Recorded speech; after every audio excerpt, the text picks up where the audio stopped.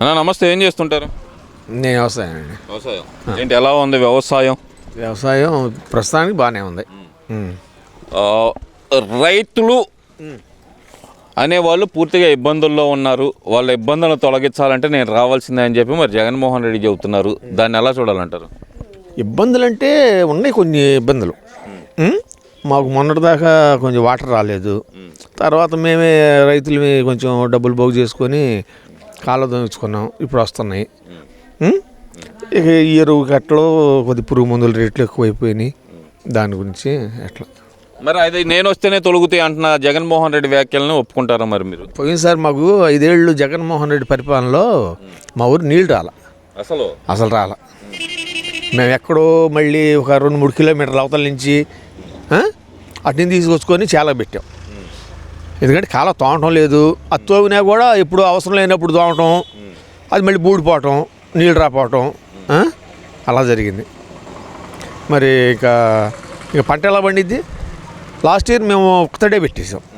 అది ఒక్కతడి కూడా ఆడి నుంచి లాంగ్ నుంచి అసలు మామూలుగా మాకు మా ఇత్తనం మేము వేసే చిల్లీస్కి 2 తళ్ళు 3 తళ్ళు పెడతాం. ఒక తడితే ఆపేసాం, లేవు. అంటే ఇప్పుడు జగన్మోహన్ రెడ్డి అంటుంది ఏంటంటే, నేనున్న 5 సంవత్సరాలు రైతులందరూ సంతోషంగా ఉన్నారు, చంద్రబాబు వచ్చిన తర్వాత ఆ సంతోషం పోయింది అంటున్నాడు కదా. మరి సంతోషం ఏడున్నారు? దేనికి ఉన్నారు సంతోషం? ఏది రాళ్ళు వేయటమను అద్దురాళ్ళు ఇవన్నీ దేనికి అయ్యి?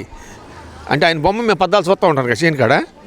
ఇప్పుడు ఆ రాళ్ళు కొన్నారు ఆ రోజు, ఆ కొని ఎక్కడ పడితే ఆడ వేసారు. అవి అసలు ఉపయోగాన్ని పోయినాయి. ఆ డబ్బు అంతా వేస్టేగా. ఇప్పుడు ఆయన చేసిన పనులన్నీ వేస్ట్ చేశాడు. అంటే వాళ్ళ అభిమానులకి మంచి చేశాడు అనుకోవచ్చు, కాకపోతే బాగా వేస్ట్ చేశాడు. అంటే ఇప్పుడు హద్దురాళ్ళు అనేది 100 సంవత్సరాల్లో ఎవరు చేయని సర్వే నేను చేశాను కాబట్టి రాళ్ళు అయితే తప్పింది అంటున్నాడు కదా. దీనివల్ల ఇక్కడ రైతులు కొట్టుకున్నారా? దేనిగా?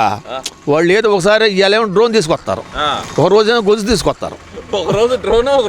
గొలుసు నీది ఏడదాకా అంటాడు. ఒరే నిన్న నాది ఏడదాకా వేసాడు కదా, నాది ఆడదాకా ఉందగా అంటాడు. మళ్ళీ గొలుసు తీసుకొస్తేనేమో వాడిది ఏడదాకా వచ్చింది.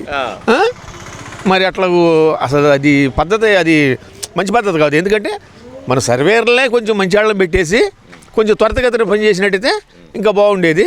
ఈ డ్రోన్లని బోన్లని అది ఒకరోజు పని చేసి ఒకరోజు పని చేయక ఈ రైతులు మానుకొని పని మానుకొని ఆడికెళ్ళి కూర్చొని వాళ్ళు వచ్చేమో ఏదో ఇక్కడ దాకా ఊరకు హద్దు పెట్టి వెళ్తాం, ఉప్పలోకి వచ్చి వెళ్ళడం అలా చేశారు. దాని మీద బాగా నెగిటివ్ వచ్చింది. ఇప్పుడు అది ఓకే, అది అయితే కనుక రైతుల్లో వ్యతిరేకత రావడానికి కారణం అనుకోవచ్చు.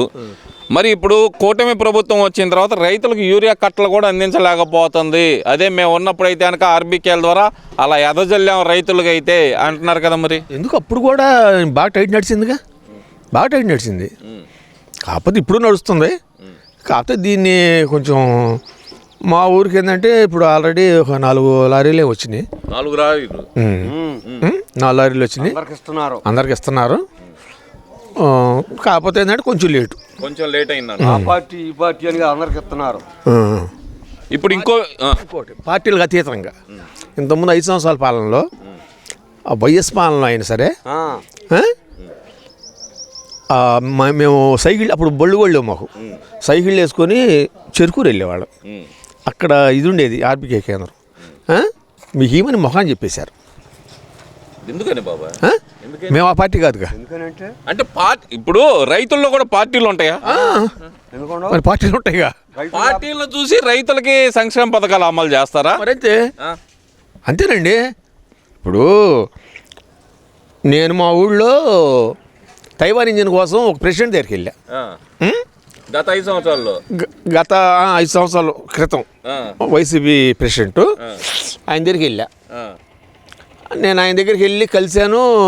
నాకు ఇంజిన్ కావాలని డబ్బులు తీసుకెళ్తే లేవురా అయిపోయినారా అన్నాడు. సపోజ్ నాకు ఇంకొక పర్సన్ నీ పోటాడు ఎదురవుతున్నాడు, ఏది వాళ్ళ క్యాండిడేట్ ఎదురవుతుంటే నేను వాడితో అన్నా మామూలుగా యాక్చువల్గా, మరి అయిపోయినాయి అంటారా, రాయట్లేదు అంటారా అన్న.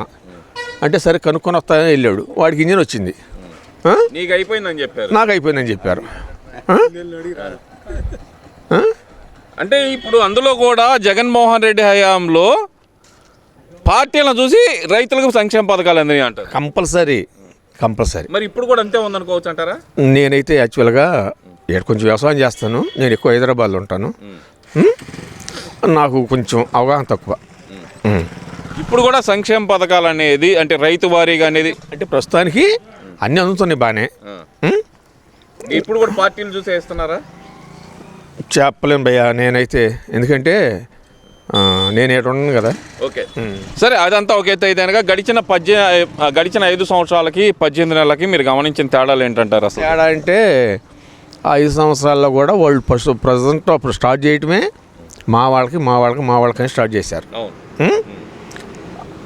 వీళ్ళు వచ్చిన కానించి వీళ్ళని లేకుండా అన్నీ చేసుకుంటూ వస్తున్నారు.